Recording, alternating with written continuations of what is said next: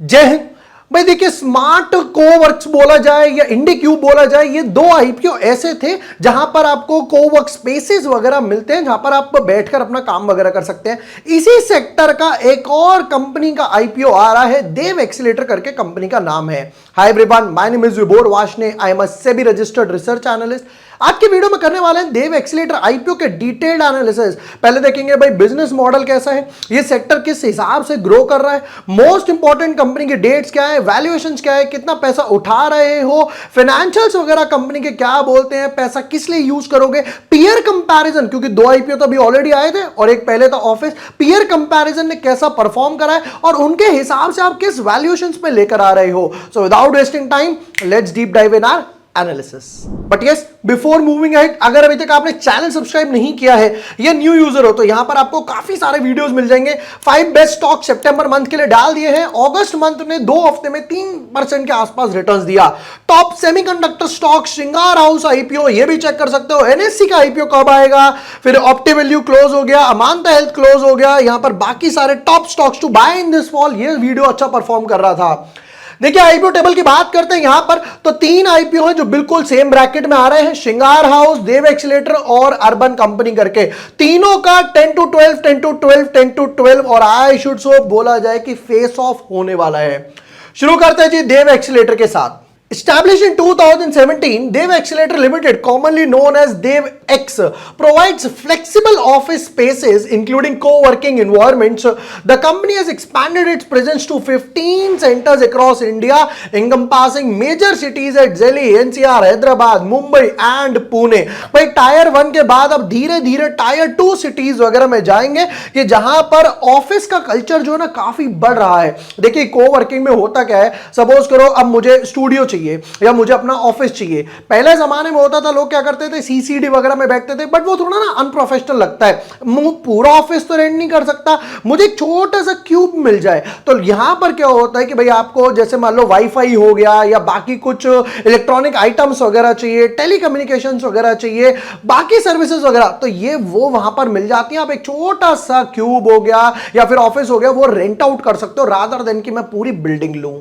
The company's business model focuses on providing flexible workspace solutions tailored to the evolving needs of modern businesses. This includes offering customizable desk and suites. फिर उसके बाद हो गया accommodating remote work trends and providing flexible lease option. The company serves over 250 clients and has 28 centers across 11 cities in India with almost 14,144 seats covering a total area of 8,60,000 square feet. Area तो काफी अच्छा लग रहा है भाई, जिस हिसाब से पता है मेन बात क्या है, ये जो सेक्टर है ना, ये पूरा सेक्टर ही इवॉल्व कर रहा है, सबसे बड़ी बात ये है। फिर उसके बाद the company has signed letter of intent, जैसे बोला जाता है LOI for the 3 new centers including the company's first international center in Sydney. चलो भाई, foreign collaboration भी हो गई। Additionally, we have leased a space for a new center in Surat. These coming centers will have almost 7,000 seats across a total area of 8,97,000. अब एक चीज देख रहे हो, यहां पर अभी तक टोटल कवर कर रहे हैं 14,000 सीट्स, जिसमें एरिया है 8,60,000। आगे आने वाली है 11,500, यानी ऑलमोस्ट इसका 75% के आसपास आने वाला है। और जबकि एरिया बढ़ जाएगा, एक्सपेंशन प्लान कितनी ड्रास्टिकली ग्रो करके जा रहे हैं। नेक्स्ट पॉइंट पर लिखते हैं, Dev Accelerator Limited provides flexible office space solution including managed office and coworking spaces to large corporates, MNCs, SMEs हो गया। The company subsidiary Needle and Thread Designs LLP also offers design and execution services. As of now देख के तो भाई अच्छा लग रहा है कि भाई एक्सपेंशन प्लान पे फोकस कर रहे हैं और आगे आने वाले ये जो सेंटर्स वगैरह है, ये एक आई शुड से अच्छा खासा क्वार्टर रिजल्ट्स प्रोड्यूस करेंगे। इंपॉर्टेंट डेट्स की तरफ नजर मारते हैं जरा फटाफट से। चलिए, कहते हैं जी आईपीओ ओपन आएगा 10 तारीख को, फिर उसके बाद 10, 11, 12 3 दिन तक आईपीओ रहने वाला है। फिर सैटरडे संडे अलॉटमेंट आएगी 15 तारीख को, फिर ट्यूसडे को रिफंड्स और शेयर्स, और 17th को ये यहां पर लिस्ट होगा। बताओ भाई किस वैल्यूएशंस पे लेकर आए हो। कहते जी फेस वैल्यू है ₹2.56 से 61 प्राइस बैंड है, इंपॉर्टेंस है 61 की। लॉट साइज की बात करें तो कहते हैं 235 शेयर्स है एक लॉट साइज में। फ्रेश कैपिटल है, पूरा का पूरा कहते हैं जी फ्रेश कैपिटल है, कोई भी पैसा हमें ओएफएस वगैरह में नहीं डालना। 143 करोड़ रुपीस का आईपीओ है और 100% फ्रेश इशू। देखो यहां पर क्या हो रहा है, अभी हम लोगों ने देखा कि भाई 75-25, फिर उसके बाद 70-30 हो गया, 60-40 में लेकर आ रहे हैं। ये कहते हैं नहीं, पूरा का पूरा पैसा कंपनी में डालेंगे, उसके एक्सपेंशन प्लान ऑलरेडी इन्होंने स्टार्टिंग में बता दिए, सोने बस सुहागा। नेक्स्ट पॉइंट पर आते हैं जी, कहते हैं कि क्यूआईबी को देने वाले हैं 75, रिटेल वालों को 10 मिलेगा, एचएनआई कैटेगरी में है 15% के आसपास। ऑलराइट, अच्छा एक चीज और, अगर नीचे की तरफ देखते हैं तो यहां पर शेयर होल्डर कोटा भी है, इंप्लॉय कोटा भी है। अगर आप कंपनी के इंप्लॉय हैं तो आप इंप्लॉय में भी लगा सकते हैं, अगर आपके पास शेयर होल्डर कोटा है तो उसमें भी आप लगा सकते हैं। एक एक लॉट की बात कर लेते हैं फटाफट से। कहते हैं जी एक लॉट है 14,335 का। अगर आपको ज्यादा लॉट चाहिए तो आप कैटेगरी स्विच कीजिए, स्मॉल एचएनआई या बिग एचएनआई। हालांकि मैं बता दूं इनमें भी कोई लॉक इन नहीं होता है, जैसे ही लिस्ट हुआ आपका रखने का मन है रखो, आधा बेचना है आधा बेचो, पूरा बेचना है पूरा बेचो, कोई लॉक इन वगैरह नहीं है। आओ भाई फाइनेंशियल्स पर आते हैं, फिर देखते हैं इसके पीयर कंपैरिजन, देखते हैं भाई क्या कमाया क्या चला। ऑलराइट, हालांकि वैसे तो देखो अभी जो बाकी दो आईपीओ आए थे, इंडीक्यूब और स्मार्ट कोवर्क्स, इन्होंने भी अच्छा परफॉर्म किया ही है सेक्टर वाइज, जिसकी मैं बात कर रहा था। एसेट्स की बात करें कहते हैं 282 करोड़ से, और भाई 120 करोड़ से ग्रो के 411 और 540, यानी नियरली डबल्ड हो गए एसेट्स 2 साल के अंदर। टोटल इनकम की बात करें पहले थी 71 करोड़, ये हो गई 110 करोड़ और 178 करोड़। तो एसेट्स तो डबल नियरली हुए, इनकम डबल से भी ज्यादा हो गई। 71 का डबल होता 142, यहां पर हो गई भाई साहब ऑलमोस्ट 180 के आसपास।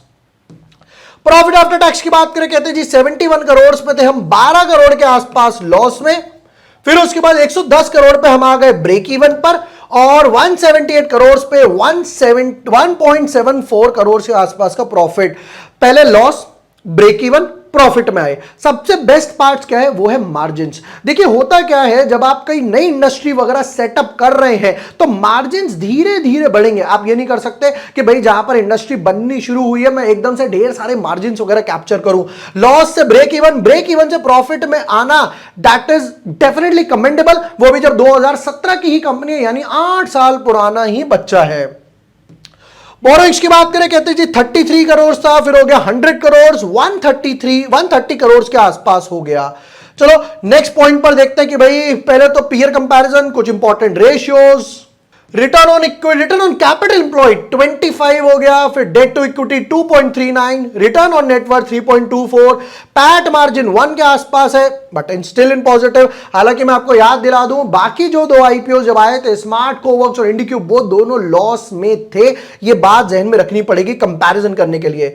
इबिटा मार्जिन हो गया 50 और प्राइस टू बुक वैल्यू हो गया 7.94। अब देखिए मन में एक सवाल डेफिनेटली आया होगा, जब इबिटा मार्जिन 50 है और पैट मार्जिन सिर्फ 1 है तो इतना डिफरेंस क्यों है। देखिए ये उस टाइम में मैंने एक्सप्लेन करा था, ये सब होता है अकाउंटिंग स्टैंडर्ड की वजह से। जितनी भी ये फर्नीचर वाली कंपनीज हो गई, स्मार्ट कोवर्क्स वगैरह वाले हो गए, लीज वाले हो गए, इनका डेप्रिसिएशन बहुत ज्यादा आता है। तो यहां पर क्या होता है, इबिटा के बाद इबिटा में यहां पर जो डेप्रिसिएशन कटता है, इसकी वजह से काफी सारा यहां पे पैसा कटता है। अकाउंटिंग स्टैंडर्ड की वजह से ये लॉस दिखाता है, बट लॉस नोशनल लॉस है, और आई शुड से बोला जाए सिर्फ बुक में लॉस है, वैसे एक्चुअल लॉस वगैरह नहीं है। यही चीज मैंने स्मार्ट वर्क्स में एक्सप्लेन करी थी, it is all because of accounting standard, वैसे कंपनी प्रॉफिट्स वगैरह में है।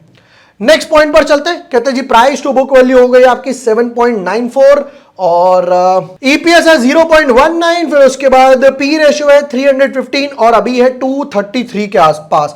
पीयर कंपैरिजन पर पहले चेक करते हैं जरा कि भाई क्या क्या चल रहा है। देव एक्सीलेटर जिसका आईपीओ आ रहा है, ऑफिस स्पेस सॉल्यूशंस हो गया, स्मार्ट वर्क्स हो गया, ऑफिस तो वैसे कहा कि काफी पुरानी लिस्टेड कंपनी है, स्मार्ट वर्क्स हो गया और इंडिक्यूब हो गया। कहते हैं जी ईपीएस है 0.27, ऑफिस का है 9.75, स्मार्ट वर्क्स का -6, 0 भी नहीं -6, और इंडिक्यूब का और -7 के आसपास। नेक्स्ट पॉइंट पे पी रेशियो की बात करें तो यहां पर तो पी रेशियो 230 के आसपास, फिर उसके बाद ऑफिस का है 60 के आसपास, यहां पर -74 और -28। ये दोनों कंपनी अभी भी लॉस में है और ये एटलीस्ट प्रॉफिट में और positive P ratio, positive EPS की तरफ चल रही है। यहां पर भी बात करें तो भाई रिटर्न और नेटवर्थ की बात करें 3.24, 14+, फिर उसके बाद -58 एंड अगेन ये भी माइनस की तरफ है। बाकी दो जो कंपनीज चल रही हैं वो भाई माइनस की तरफ चल रही हैं और इसका प्राइस टू बुक वैल्यू था 7, इसका प्राइस टू बुक वैल्यू 9, इसका प्राइस टू बुक वैल्यू 45। एक चीज क्लियर है कि भाई इन दोनों के कंपैरिजन में स्मार्ट कोवर्क्स और इंडिक्यूब के कंपैरिजन में बहुत बहुत अच्छी वैल्यूएशंस पे लेकर आए हो और प्राइस टू बुक वैल्यू के हिसाब से तो देखा जाए तो ऑफिस से भी बेटर वैल्यूएशंस पे लेकर आए हो। बट इन तीनों ने परफॉर्म कैसा करा, सबसे बड़ा सवाल वो है कि भाई पहले काम चेक करते हैं ऑफिस की तरफ। ऑफिस की बात करते देखिए आईपीओ आया था यहां पर somewhat around at a price of 400, वहां से ऊपर की तरफ गया 900, नियरली डबल हुआ और अभी भी 600 के आसपास है, स्टिल इन अ 50% गेन्स। बाकी दो आईपीओ की तरफ देखें, इंडिक्यूब की बात करते अभी अभी आईपीओ आया था यहां पर, ये रहा आईपीओ, एक अच्छे खासे लिस्टिंग गेन दिए इसने और यहां से 215 से लेकर ऑलमोस्ट 250 के आसपास गया एंड अभी भी 230 के आसपास ट्रेड कर रहा है, 10 12 15% के आसपास एक डेढ़ महीने में। थर्ड वन की बात करते हैं स्मार्ट कोवर्क्स की, तो यहां पर क्या हुआ, आईपीओ आया था, इसने भी अच्छे खासे गेन्स वगैरह दिए, 440 से लेकर 525 तक, नियरली 25% गेन्स में है। एक चीज तो क्लियर है, देखो स्मार्ट वर्क्स हो, इंडिक्यूब हो, ऑफिस हो, तीनों ने एक अच्छे खासे गेन्स बनाकर दिए हैं। क्यों? क्योंकि भाई सेक्टर ग्रो कर रहा है, क्योंकि पता है हो क्या रहा है, धीरे धीरे सबको अपना स्टार्टअप वगैरह खोलना है। अब स्टार्टअप के लिए क्या है, या तो मैं खुद का ऑफिस लगाऊं, इतना कैपिटल तो है नहीं और भैया लोन तो मिलेगा नहीं, अभी अभी मैं शुरू कर रहा हूं, तो यहां पर क्या करते हैं छोटा सा भाई 10,000 12,000 15,000 के हिसाब से क्यूब वगैरह लेते हैं। अगर कोई क्लाइंट वगैरह मिलने आ रहा है, एक प्रोफेशनली डिजाइन मेरे ऑफिस वगैरह में आए, मिले, मुझसे बातें करे, वहां पर मेरा एक माइंडसेट क्रिएट हो जाए कि भाई मैं घर पे बैठ के कभी इधर की सुन रहा हूं, कभी उधर की, वो पॉजिटिव एनर्जी वहां पर मिलती है। एक चीज तो क्लियर है कि तीनों ने कमेंट अच्छा खासा रिटर्न्स बनाकर दिया है, वैल्यूएशन वाइज भी ठीक लेकर आए हैं। अब बताओ पैसा किस लिए उठा रहे हो। कहते हैं कैपिटल एक्सपेंडिचर करना है for fit outs in the new centre वगैरह, जिसके लिए हम लोग 73 करोड़ डिप्लॉय करेंगे। रीपेमेंट करनी है, प्रीपेमेंट करनी है बोरिंग्स वगैरह की, जिसके लिए हम 35 करोड़ के आसपास डिप्लॉय करने वाले हैं।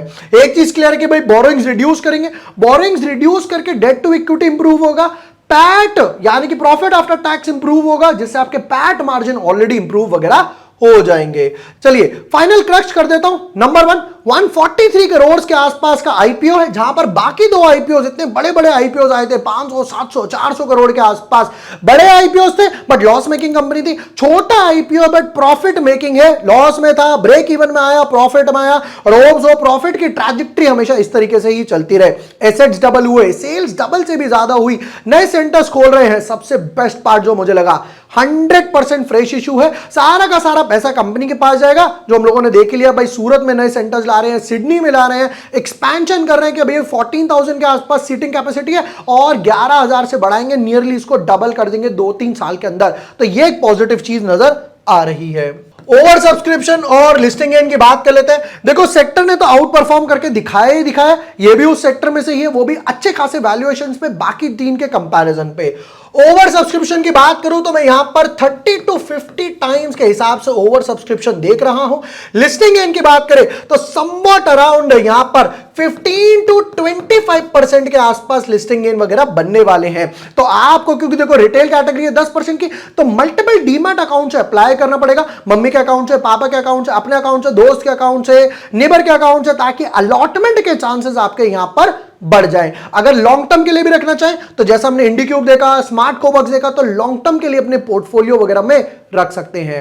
ये थे यहां पर देव एक्सीलेटर आईपीओ के डिटेल्ड एनालिसिस। वीडियो पसंद आया हो share with your friends, like and subscribe. Thank you for watching the video, lots of love.